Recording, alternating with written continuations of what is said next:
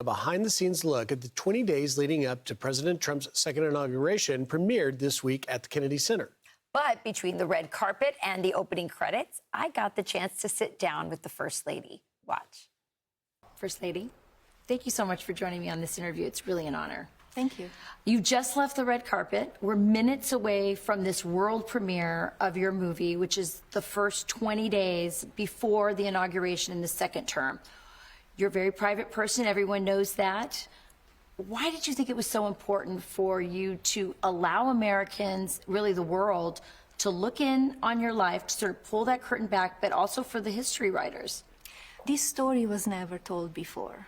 So 20 days in my life, becoming a First Lady again, from private citizen, moving to the White House, obligations that I need to take care of from business, philanthropy, taking care of the family, moving to the White House, establishing East Wing office, hiring people who are working for me, but also they're working for American people. Yeah. So it's very important who you hire. Yes, it sure is. Do you feel like it's almost like a handbook for the next First Lady? Yes, I think everybody will enjoy it. Yeah. Because it's a lot of scenes, a lot of emotions, incredible, busy, intense days. A camera followed me from morning till evening. I have a lot of people around me. Sure. And also the detail, the Secret Service. So the production was big. And when you lead the production, it's not an easy task. Yeah, no, I can't imagine all the things you had to think of during those 20 days. But you had the advantage of, this is Melania 2.0, right? I mean, you had done it before. You're the second time as the First Lady. So how is that different? You had the 4 years of experience, but then you also had 4 years of persecution and the FBI and all these other experiences to inform you. How did that inform you? How did it make this time different? Well, this time I'm very action-oriented and mission-oriented. We had successful year in my office. We accomplished a lot. And it's very different this time because I have much more support than the first time. Right. And it's way, way different, actually. So you, on your first inauguration, you wore, and I'm going to tell you, it's my favorite outfit, the baby blue cashmere outfit.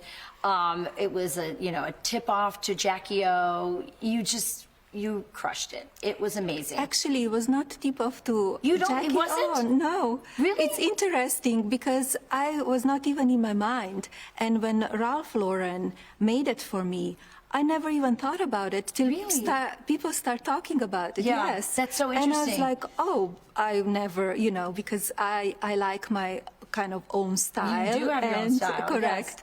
So it was very surprising for me. And then when I saw some pictures, and I was like, I see what people are talking about. But the second one was so different.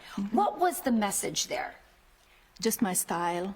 There is not really a message. That's what I like, and they will see it in the film. Okay. Everything, how from the idea, from the details, how I designed it. Yes. And it will be all in the film.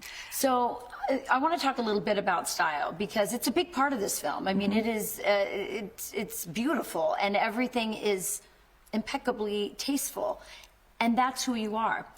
The fashion world, the beauty world hasn't been very kind to you. They don't want to give you the recognition that you deserve as a fashion icon, as the most fashionable First Lady we've ever had.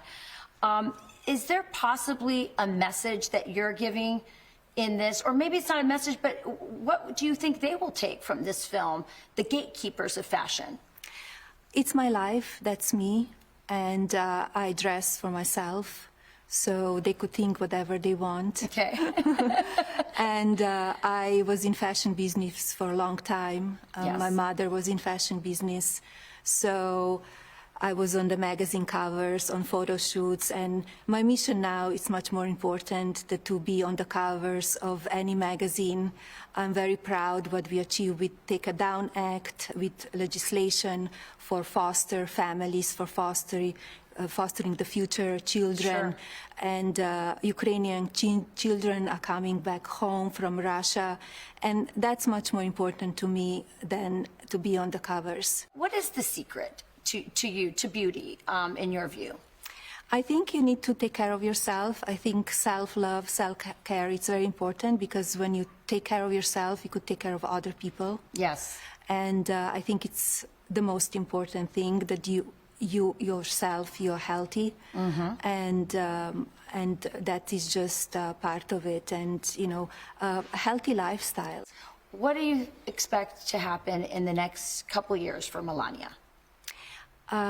First time when I left the White House, I established Fostering the Future in 2021. And I'm continuing that. And I know I will continue later on. And many, many more projects. I have many ideas. And I would like that they come into life one day. I'm going to ask you one last question on fashion, because you know I love that. Is fashion a form of diplomacy? I mean, have you used it? Have you wielded it in that way? It can be, yes. Many countries, they have a protocol, what kind of colors you cannot and you can wear. You have every detail before you travel, what country suggests that you wear. So it is, yes, of course. But you do it in a different way. I mean, you wore a caftan when you went into the Middle East. I noticed when you went to Paris, you wore a dress that had red, white, and blue that sort of reflected the flag. I mean, those are your specific touches, correct? Yes. How do you come up with this? How do you think about it? What goes through your mind as you're deciding on a wardrobe? Let's say you're going on a trip to Europe, you're going to hit 3 different countries. You need to plan ahead. You need to have a complete schedule, what you're doing, where you're going. You need to know what kind of outfits you will wear, what kind of weather it is. Is it available that possible to wear high heels, or you need to wear flats? So it's a lot of preparation, and I have a great team with me as well, but on the end is my choice. Yeah, well, I want you to know that we as Americans deeply appreciate how well you represent us. Thank you. Abroad. There's always, like I said, your style's impeccable, but there's a dignity about it, and we're all just very proud of you. Thank you so much. Thank you for joining me Thank today. you.